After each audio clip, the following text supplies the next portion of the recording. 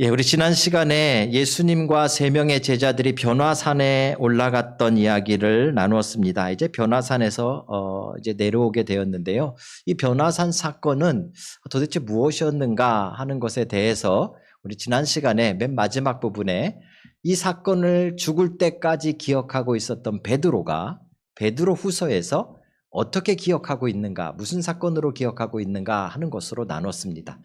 베드로는 그 사건을 예수님의 모습이 사람의 모습 이상의 광채가 나는 신적인 모습인 것을 보면서 나중에 예수님이 안 계시는 동안에 승천하신 이후에도 그 모습으로 오실 것이라는 소망을 갖습니다. 그렇죠? 그래서 예수님의 재림에 대한 소망을 경험한 것이 변화산의 사건이다라고 볼 수 있는 것이죠. 한마디로 말씀드리면 변화산의 사건은 초현실적인 그런 경험입니다. 여러분도 신앙생활을 하시다 보면 과학적으로 설명하기 힘들고요. 어떻게 뭘로 이해하기가 참 힘든데 우리의 삶에 엄청난 그런 체험들이 있을 수 있습니다. 그죠? 그게 마치 변화산의 체험과 같은 것입니다. 그런데 항상 우리 인생이 그런 것은 아닙니다. 우리 변화산의 체험이 있을 때 같은 시간에 산 밑에서는 어떤 일이 벌어졌는가 하면 남아있는 9명의 제자들이 그죠? 남아있는 9명의 제자들이 예수님의 안 계신 그 동안에 귀신 들린 아이를 하나 데려오는 것을 그걸 하나 감당하지 못해서 아주 큰 문제에 봉착합니다. 그죠? 감당치 못할 인생의 문제를 산 밑에서 경험하게 된 것이죠. 사람들은 다 같이 몰려 들어와서 그 제자들을 둘러싸고 군중들이 제자들을 손가락질하고 비판하기 시작합니다. 너 예수의 제자라면서 귀신 하나 못 쫓아내냐? 예전에는 한번 쫓아내는 것 같으면 너네 왜 그 모양이냐? 완전히 궁지에 몰려서 아주 힘든 시간을 보내고 있었습니다. 아마 뭐 멱살을 잡고 이렇게 하진 않았지만 언어의 폭력으로 아마 이 제자들은 정말 죽고 싶을 정도로 어려운 상황이 아니었을까라고 생각합니다. 때마침 그때 예수님께서 3명의 제자들과 산에서 내려온 것입니다. 사람들이 항상 한참 9명의 제자들을 막 이렇게 손가락질 하다가 예수님이 오신 것을 보고 군중들이 우르르 몰려가서 예수님을 둘러싸게 되었습니다.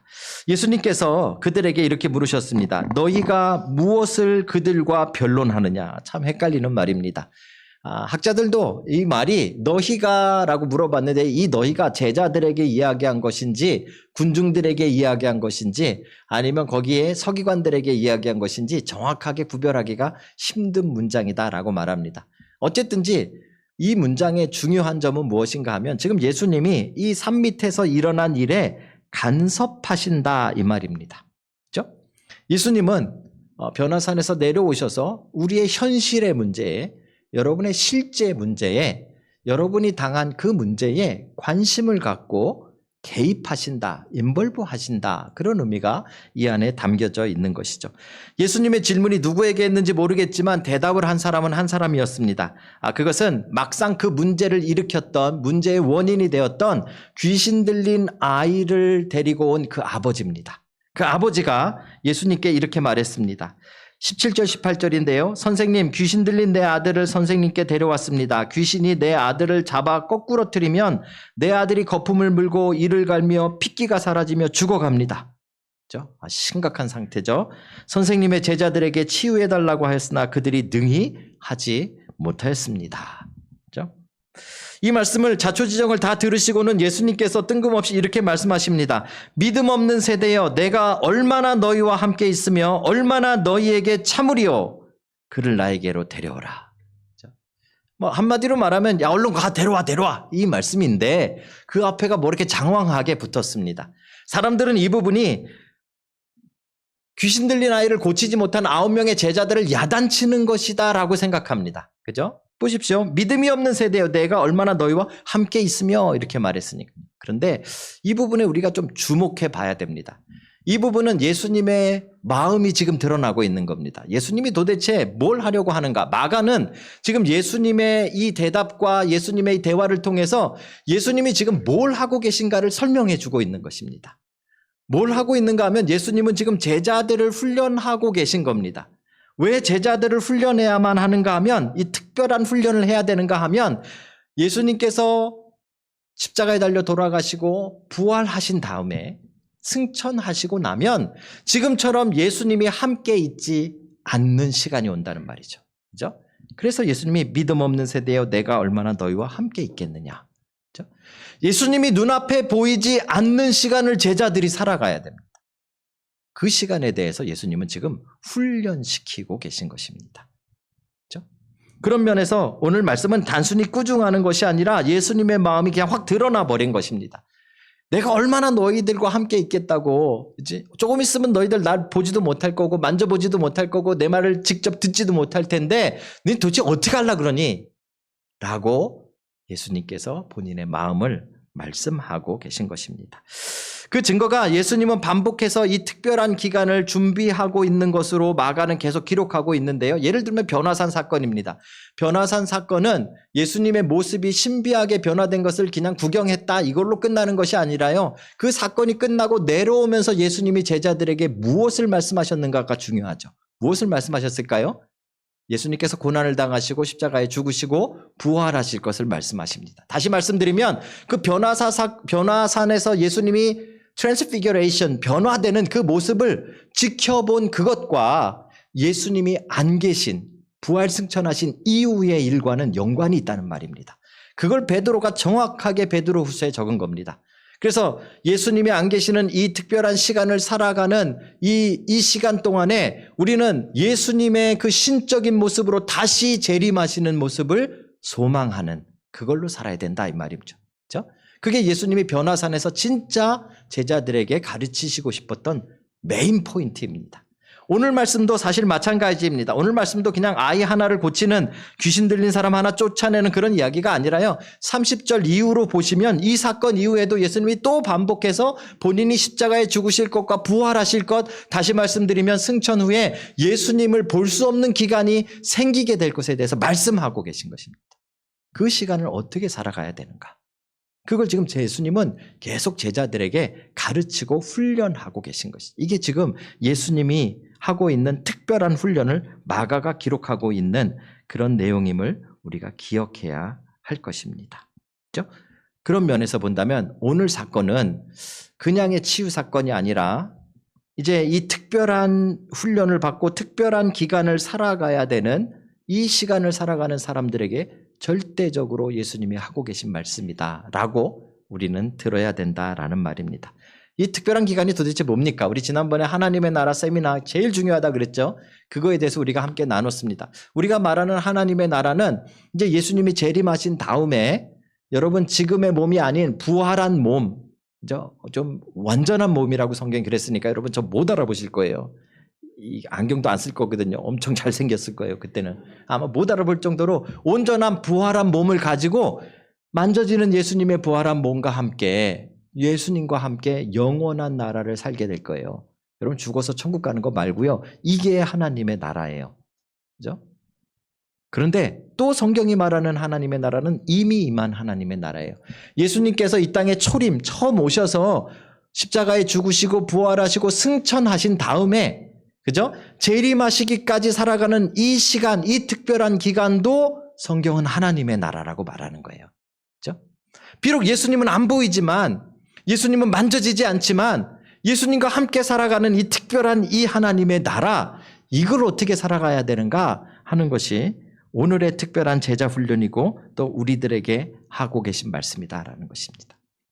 그것을 찾기 전에 먼저 그럼 이 특별한 기간, 우리가 말한 이미 임한 하나님의 나라, 우리의 인생입니다. 이 인생을 도대체 어떻게 성경은 표현하고 있는가라는 것이죠. 그죠? 때로는 아까 변화산처럼 우리의 신앙이 막 영적으로 너무 고조되고 좋고 막 기도하는 것마다 다 이루어지고 뭐든지 다 할 수 있을 것 같은 그런 변화산의 시간도 잠시 있습니다. 이 기간 동안에. 그죠? 근데 대부분의 시간은 그 변화산보다 그 밑에 있었던 시간과 비슷합니다. 그죠? 밑에 있었던 시간은 이거 내가 감당할 수 있을 줄 알았는데 귀신 정도 쫓아낼 수 있을 줄 알았는데 그거 못 쫓아내서 궁지에 몰리고 사람들의 지탄을 받고 어려움에 빠지는 시간입니다. 그렇죠? 어떻게 보면 인생은 이런 시간이 우리에게 더 많다라는 사실을 우리는 기억해야 됩니다. 그렇죠? 이 이미 임한 하나님의 나라는 한마디로 말하면 감당하지 못할 인생이라는 말입니다. 우리 청년들은 아직 안 받아들여지시겠죠. 그죠? 뭐든지 할 수 있을 것 같으니까. 근데 제가 나이가 점점 들면서 우리 어른들께 죄송한데 아마 나중에 끝나고 우리 어른들께 여쭤보세요. 나이가 점점 더 들면 더 많은 것을 해봤고 더 많은 걸 경험했을 테니까 더 자신감이 있을 것 같죠? 더 겁나요. 안 되는 걸 더 많이 경험했기 때문에. 그렇죠? 한국에 어떤 그 어린 아이를 키우는 초보 엄마가 있었답니다. 이 엄마가 이 아이를 키우는 게 너무 힘든 거예요. 애가 말을 너무 안 듣는 거예요. 그러니까 막 너무 힘들어가지고 막 머리 쥐가 날 정도예요.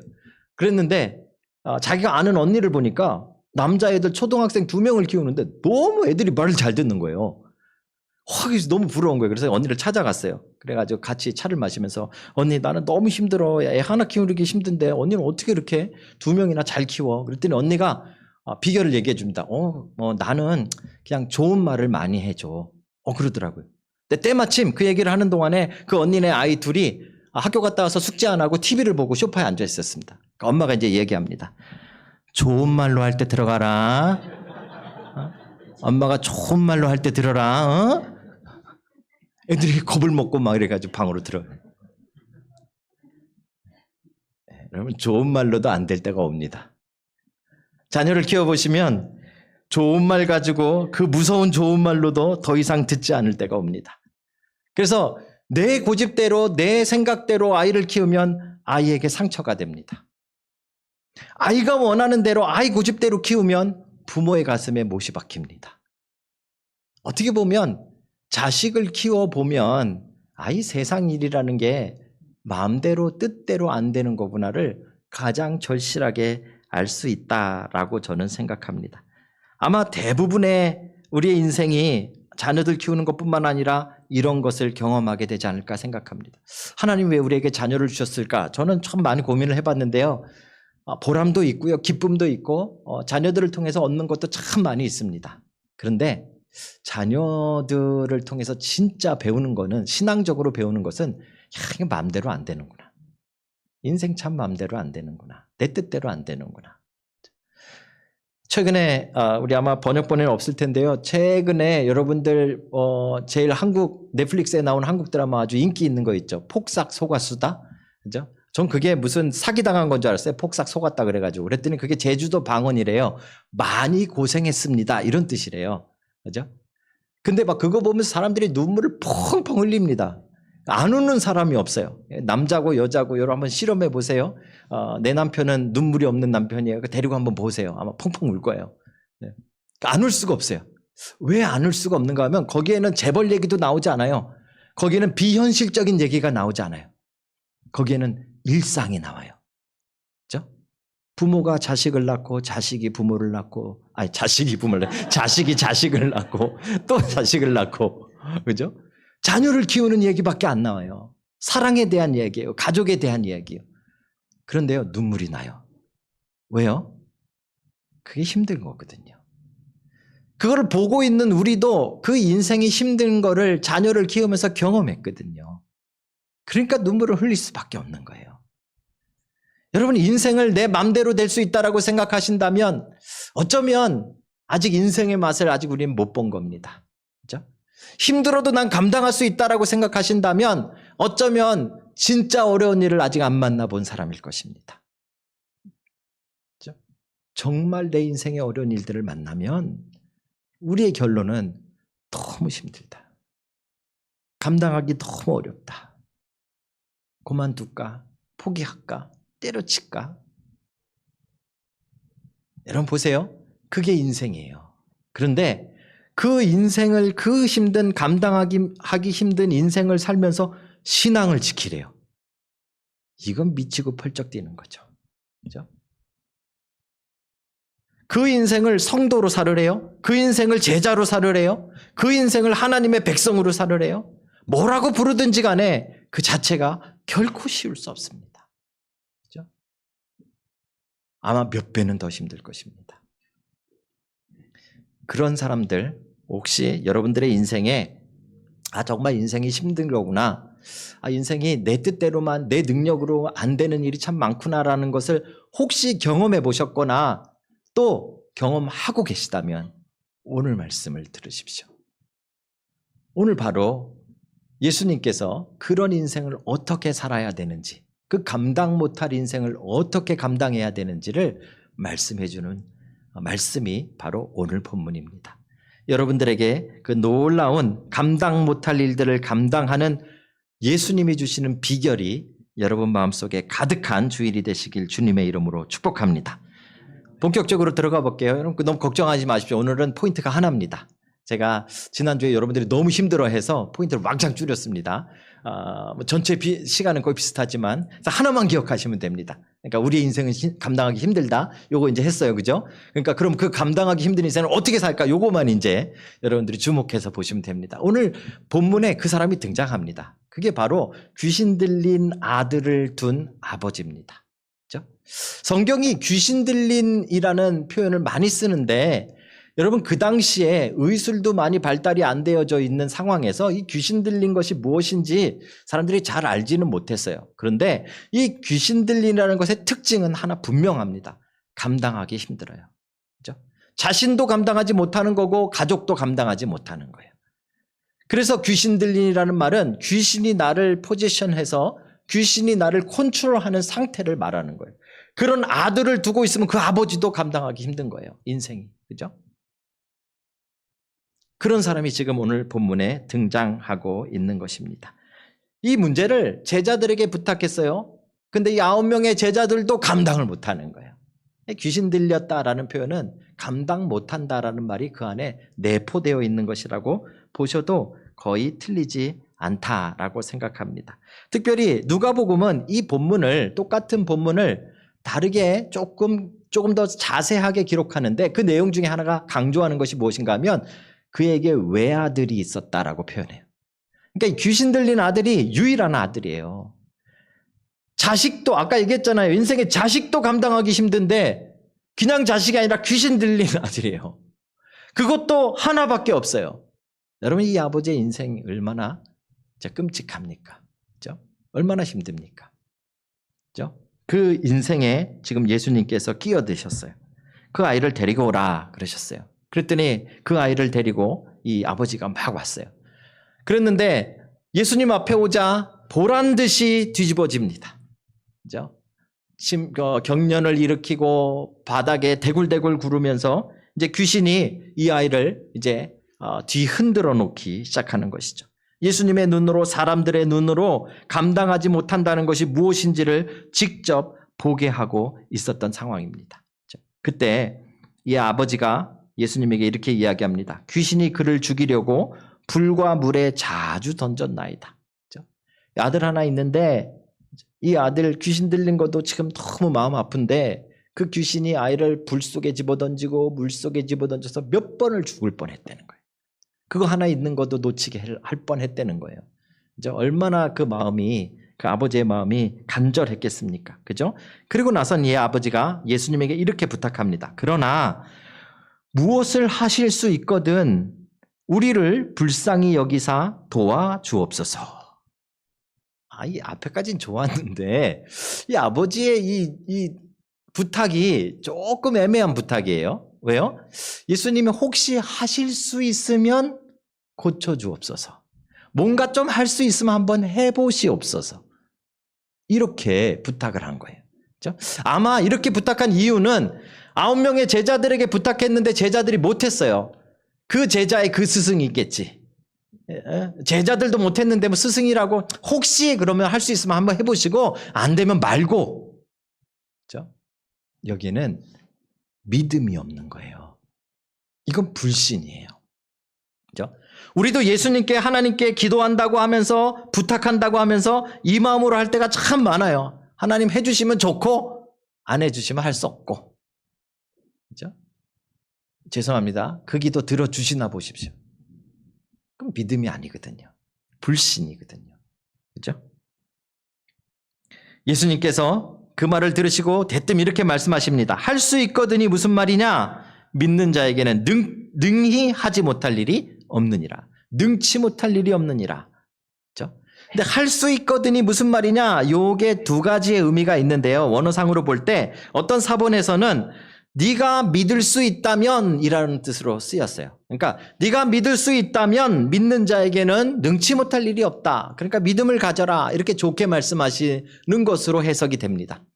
그런데 어떤 사본에서는요. 이게 그냥 그 사람이 한 말을 반복하는 것 정도로 쓰여졌어요. 할 수 있거든? 이런 식의. 감이 안 오시죠? 이게 이런 거예요. 제가 일부 때 갑자기 생각나서 설명했더니 다 잘 알아들으시더라고요. 그러니까 남편에게 우리가 결혼하신 분들이 설거지 시키잖아요. 여보, 설거지 좀 해줘. 그러면 남편이 얘기하죠. 알았어, 오케이. 시간 나면 해줄게. 시간 나면? 요거예요, 요거. 할 수 있거든? 이런 뜻인 거예요. 예수님께서 반문하신 거예요. 그렇죠? 그 사람의 가장 연약한 부분, 그 사람의 믿음 없는 부분을 바로 전곡을 찌르신 거죠. 그렇죠? 그랬더니 이 사람이 깜짝 놀랐어요. 아차 하는 생각이 들었습니다. 깜짝 놀라서 소리를 치면서 이야기합니다. 내가 믿나이다. 나의 믿음 없는 것을 도와주소서. 그렇죠? 근데 원어로 보면 저는 이거 왜 번역할 때 한국어에서 이거 왜 빼먹었는지 좀 모르겠어요. 이 되게 중요한 단어가 하나 빠졌어요. 내가 믿나이다. 그 다음에 나오는 단어가 퀴리에라는 단어예요. 이게 뭐냐면 주님이라는 뜻이에요. 그러니까 원어대로 한다면 내가 믿나이다 주님 나의 믿음 없는 것을 도와주소서. 이게 왜 중요하냐면요. 이 사람의 마음에 지금 변화가 생긴 거예요. 그 전에는 자기가 여태까지 좀 높은 자세로 고집을 부리고 왜냐하면 제자들이 못 고쳤으니까 뭐 스승이 뭐 대단하겠나 하는 생각이 그 안에 있었기 때문에 그 사람을 예수님을 부를 때마다 선생님 그냥 가르치는 사람 이런 뜻이에요. 그죠? 선생님 이렇게 불렀어요. 그런데 요 순간에 마음이 바뀌었어요. 뭐라고요? 주님. 마음이 굴복된 거예요. 꺾인 거예요. 그죠? 주님, 내가 믿습니다. 내가 믿나이다 주님. 나의 믿음 없는 것을 도와주소서. 이 뒷부분도 너무너무 중요해요. 여러분, 이 믿음이라는 것은 여러분들의 결단이 필요해요. 여러분들이 결단하셔야 돼요. 많은 사람들이 이 예정론에 대해서 오해해요. 그래서 그냥 다 해주시는 거라고 생각해. 아니요. 여러분, 하나님이 계획하시고 인도하시는 방법은 여러분들의 자유의지와 결단과 헌신이 포함되어 있어야 돼요. 그래서 여러분들이 결단하셔야 돼요. 그죠? 그러니까 내가 믿나이다 결단했어요. 그죠? 근데 보세요. 믿음이라는 게 내가 믿나이다 그러면 확 믿어지시죠? 천만의 말씀이죠. 그죠? 내가 믿나이다 라고 결단은 했는데 내 안에 찌꺼기가 있는 거예요. 이거 아닌 것도 아닌가? 너무 내가 덜 믿는 거 아닌가? 그죠? 그러니까 그 다음에 이렇게 말하는 거예요. 주님, 나의 그 믿음 없는 것도 도와주소서. 그죠? 저는 어떤 면에서는 진짜 믿음은 바로 이거라고 생각합니다. 그죠? 믿음이란 우리의 고집이 꺾이는 겁니다. 하나님 앞에서 아주 버티고 있던 것이 탁 꺾이는 순간입니다. 아이고 선생님 이렇게 저 힘주고 선생님 하던 내가 갑자기 주님 앞에 꼬꾸라져서 주님이라고 부르는 것이 믿음입니다. 그죠? 그런데 그렇다고 해서 내 안이 다 해결되는 건 아닙니다. 아직도 내 안에는 불신의 찌꺼기가 있고 아직도 내 안에는 의심의 찌꺼기가 있고 아직도 내 마음에는 내 고집이 남아있고 아직도 내 안에는 여러 가지들이 복잡하게 남아있는 거죠. 그죠? 그것까지 주님 도와주십시오. 맡기는 게 믿음입니다. 그죠? 놀라운 사실은 이걸 믿음으로 예수님이 받아주셨어요. 그죠? 이 사람의 마음 상태가 100% 믿었다? 저는 아니라고 생각해요. 그죠? 왜요? 나의 믿음 없음을 도와주셔서 했으니까 그 안에 아직도 조금 의심하거나 아니면 좀 연약한 믿음이었을 거예요. 그런데 주님이 이걸 받아주셨어요. 왜요? 나의 믿음 없는 것조차도 맡기는 믿음. 나의 찌꺼기까지도 다 맡기는 그 믿음을 주님이 받아주신 거예요. 그래서 주님께서 그 아이를 고쳐주셨습니다. 바닥에 쓰러진 아이를 사람들은 다 죽었다고 생각했지만 주님이 손을 잡아 일으키셨습니다. 그리고 그 아이를 그 아버지의 품으로 돌려보냈습니다. 저는 이 부분이 너무 감격스러워요. 여러분 인생에 정말 감당 못할 문제를 안고 품고 있어 보셨어요? 그게 자녀든지 그게 사업이든지 그게 뭐든지 간에. 그렇죠? 때로는 주님께서 그 문제를 해결하셔서 우리의 품에 돌려주세요. 그때 감격을 여러분 아세요? 그 경험이 있으세요? 그게 신앙이에요. 그렇죠? 지금 이 감당 못할 귀신 들린 아들을 가지고 감당 못할 인생을 살고 있던 이 아버지가 그 연약한 믿음으로 주님 앞에 나아가서 주님께서 그 모든 문제를 해결하시고 사랑하는 아들로, 귀신 들린 아들이 아니라 사랑하는 아들로 그 사람의 품에 돌려보내주시는 그 경험을 지금 하고 있는 거예요. 그렇죠? 문제는 아니 도대체 이게 뭘 말하는 훈련인가? 그죠? 그냥 귀신 들린 사람 하나 고친 거 아니에요, 목사님? 아닌 게 왜 아니냐면 28절, 29절을 보세요. 이게 도대체 예수님께서 뭘 가르쳐 주시길 원하셨는가가 이제 결론 부분에 나오는 거예요. 28절에 보시면 집에 들어가매. 마가복음에서는요, 예수님께서 제자들을 가르쳐 주실 때 항상 오이코네, 집이라는 곳으로 데려가세요. 집 안에서 가르치세요. 이 집이 공동체라는 뜻인데 오늘날에 교회라는 의미가 들어있어요. 그렇죠? 우리가 어디서 예수님께 배우는 거예요? 이 교회에 와서 이때 배우시는 거예요. 예수님 말씀 이때 들으시는 거예요. 그렇죠? 그 집에 들어갔더니 제자들이 예수님께 묻습니다. 주님, 우리는 근데 왜 그 귀신 못 쫓아냈어요? 우리는 왜 안 된 거예요? 그랬더니 예수님이 이렇게 말씀하셨습니다. 기도 외에는 다른 곳으로는 어떤 곳으로든 이런 종류가, 이런 유가, 이런 귀신이, 이런 문제가 나갈 수 없느니라. 그렇죠? 뭐에 대한 이야기예요? 기도에 대한 얘기예요. 그렇죠? 이게 무슨 말입니까? 이런 말이에요. 지금 예수님께서 계속 죽음과 부활, 죽음 그 다음에 재림 이걸 얘기하고 계세요. 그죠? 이 사이를 살아가는 이 특별 기간은 예수님을 만질 수 없어요. 여러분 오늘 아침에 예수님이랑 손잡고 오신 분 계세요? 없잖아요. 그분 있으면 저 좀 만나주세요. 병원 가셔야 돼요. 예수님과 함께 아마 예수님 같은 와이프 손을 잡고 오셨는지 모르겠지만 예수님이랑 손잡고 오신 분 없어요. 예수님은 지금 안 만져져요. 예수님 아침에 보고 오신 분 계세요? 없어요. 없으셔야 정상이에요. 왜요? 예수님은 그 육체를 가지고 지금 하나님 품으로 승천하여 계시기 때문에. 자, 그럼 보십시다. 승천하여 계신 이 하나님의 나라를 사는데 하나님의 나라라면서요. 예수님이 다스린다면서요. 예수님이 없는데 어떻게 예수님이 다스리세요? 그럼 여러분 인생에 예수님의 능력이 없어요? 있어요. 어떻게 해요? 기도가 답입니다. 기도가. 그렇죠? 이 기간을 살아갈 수 있는 유일한 우리에게 주신 무기요 유일한 방법은 무엇인가 하면 기도. 우리는 이 기도를 통해서 감당 못할 이 인생의 시간을 예수님의 능력으로 살아가는 거예요. 비록 예수님이 보이지 않지만, 비록 예수님께서 만져지지 않지만, 비록 예수님께서 내 눈에 실제로 보이진 않지만 기도를 통해서 그 살아계신 예수님이 내 삶에 간섭하시고 내일의 문제 가운데 해결하시고 내 문제에 역사하시는 거예요. 예수님은 지금 제자들에게 그거 훈련시켜 주시는 거예요. 귀신 들린 아버지를 통해서 믿음이 무엇인가를 보여주시는 거예요. 여러분 예수님이 만져지지 않는 이 시간을 살고 있는 거예요. 우리는 어떻게 사실래요? 기도밖에 없는 거예요. 믿음의 기도. 그렇죠? 오해하는 게 하나 있어요. 능치 못할 일, 믿는 자에게는 능치 못할 일. 이 말은 사람들이 많이 오해합니다. 그래서 내 능력으로 못할 일이 없나 보다. 내가 교회 다니면 이제 다 하나 보다. 천만의 말씀이에요. 감당 못할 일이 더 많아요. 그렇죠? 여기서 말하는 믿는 자에게 능치 못할 일이 없다라는 것은 기도를 통해서 예수 그리스도의 능력이 여러분의 인생에 간섭하면 능치 못할 일이 없는 거예요. 감당 못할 일이 없는 거예요. 그렇죠? 여러분과 제 힘으로 죽었다 깨어나도 감당 못해요. 아직까지 감당한다라고 생각하고 계시다면 정말 너무 저는 겁나요. 감당 못할 일 만나실까 봐. 그렇죠? 여러분 인생 그렇게 호락호락하지 않아요.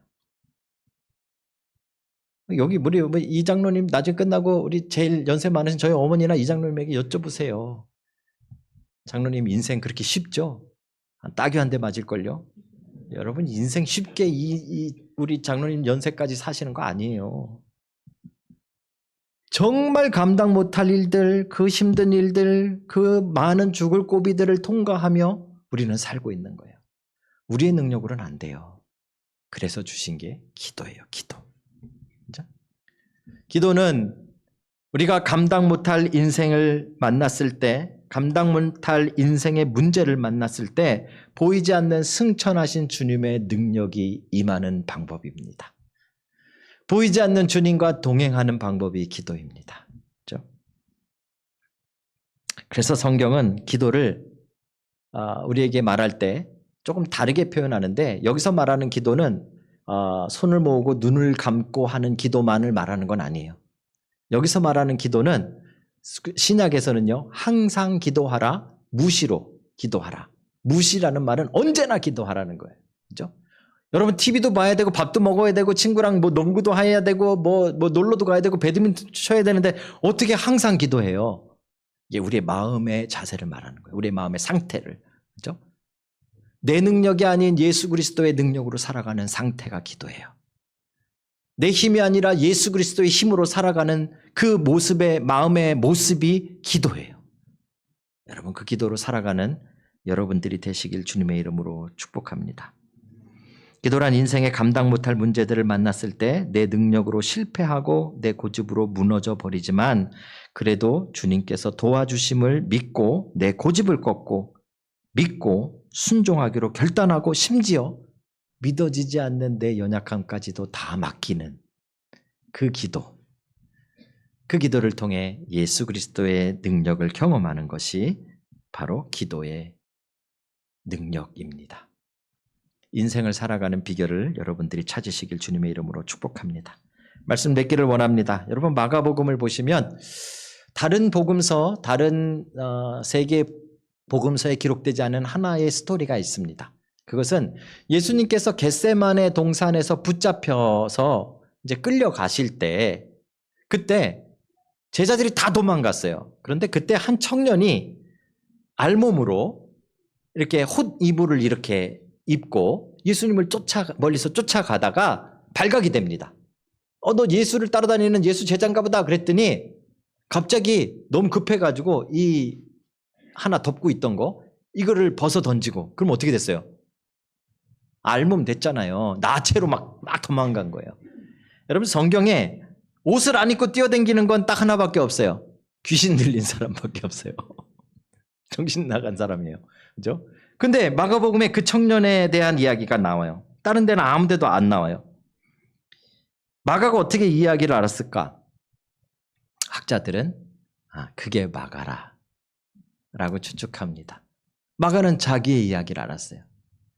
어떻게 해서든지 자다 일어나가지고 그냥 정신없이 이 천 하나 둘러쓰고 예수님을 쫓아가 보려고 했는데, 붙잡는 사람들도 있죠. 무서운 상태가 되어지니까 너무 두렵고 무서워서 감당할 수가 없으니까, 그죠? 이거 하나까지 다 벗어 던져버리고 도망간 놈이 마가예요. 감당 못할 문제를 만났을 때 도망친 사람이 마가라고요. 그죠?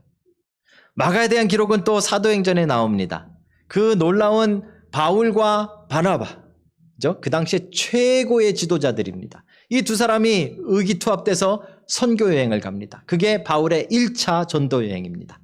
키프로스를 거쳐서 터키 땅으로 들어가죠. 그때 데려갔던 사람이 마가예요. 이 바나바의 자기의 그 조카였죠. 그죠? 그래서 데려갔어요. 이 청년이 따라가서 이 키프로스 섬에서는 열심히 잘 따라다녔어요. 그러다가 이 터키 땅 남쪽까지 도착했는데, 거기 버가라는 곳이에요.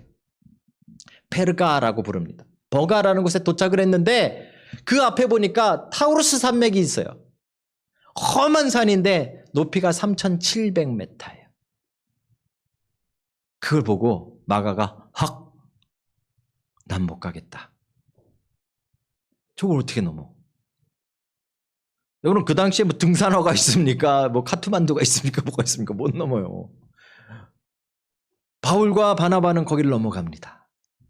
마가는 포기하고 집으로 울면서 돌아갑니다.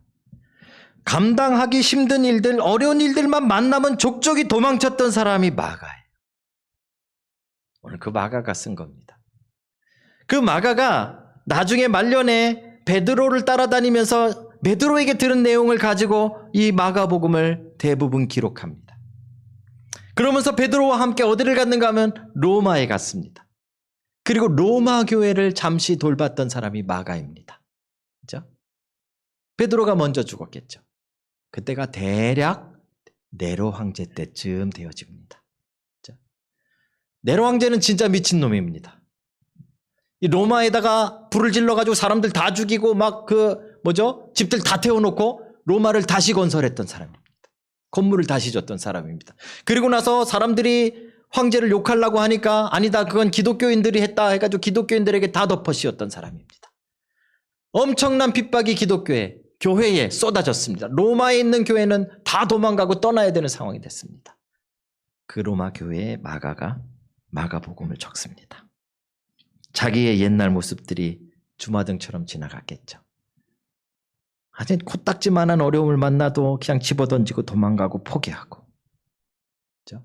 조금만 어려워도 감당하지 못한다고 울면서 찡찡거리고 돌아갔던 자기의 모습을 생각하면서 로마의 교회에 핍박이 오고 환난이 오고 어려움이 왔을 때 예수님 말씀대로 너희들 기도해야 돼. 그러면 주님께서 믿는 자에게 능치 못할 일이 없게 하실 거야. 너희들 감당할 수 있어. 너희들 이길 수 있어. 너희들 그 감당 못한다고 생각한 그 인생 싸워 이길 수 있어. 라고 적은 것이 오늘의 본문입니다. 할 수 있거든이 무슨 말이냐? 믿는 자에게는 능치 못할 일이 없느니라. 주님, 내가 믿습니다. 나의 믿음 없는 것을 도와주옵소서. 여러분, 이 기도의 마음으로 여러분들이 사신다면 여러분 감당 못할 인생의 문제들을 만나셨을 때 이기실 수 있습니다. 감당하실 수 있습니다. 넘어설 수 있습니다. 우리 능력이 아니라 우리 주님의 능력으로. 그 놀라운 은혜가 여러분들에게 있기를 주님의 이름으로 축복합니다. 인생에 감당하지 못할 일들을 혹시 만나보셨습니까? 아니면 지금 혹시 만나고 계십니까? 우리 인생에는 변화산처럼 막 고지를 날아다니는 것 같은 그런 신앙의 상태도 있지만 대부분 우리는 마치 산 밑에서 9명의 제자들이 겪은 것처럼 궁지에 몰리고 모함을 당하고 어려운 일이 쏟아지는 인생을 살아내야 하기도 합니다. 근데 여러분 기억하십시오. 그런 감당 못할 일이 여러분 눈앞에 있더라도 주님이 눈앞에 보이지 않더라도 살아계신 주님께 기도할 수 있습니다. 살아계신 주님이 기도를 통해 여러분 삶에 역사하실 것입니다. 그 믿음으로 여러분 안에 큰 소망을 가지고 담대함을 가지고 믿음을 가지고 기도의 결단을 가지고 한 주를 승리하는 여러분들이 되시길 주님의 이름으로 축복합니다. 기도하시겠습니다.